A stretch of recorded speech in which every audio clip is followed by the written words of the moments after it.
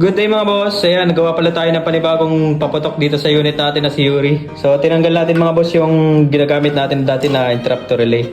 At papalitan natin ngayon itong flashy relay mga boss.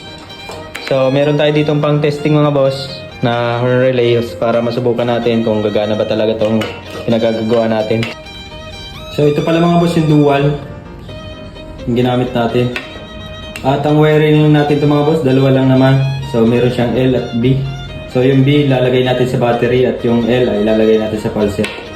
So gumamit lang ako mga boss ng horn relay para matesting to. At ilalagay lang natin sa negative ng battery.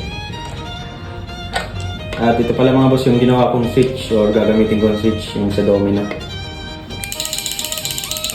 Ayan mga boss yung pass. Ito pala yung sa pass.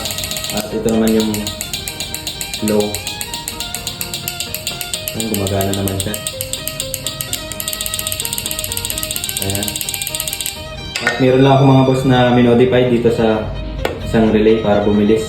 So adjustable rin pala ang bilis ito mga boss.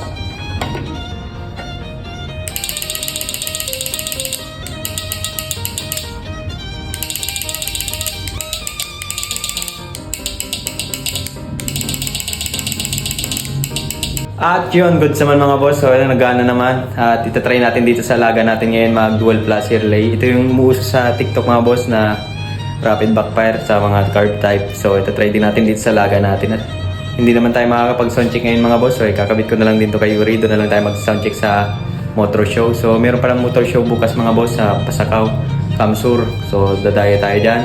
Kita-kits mga boss. Bomba na!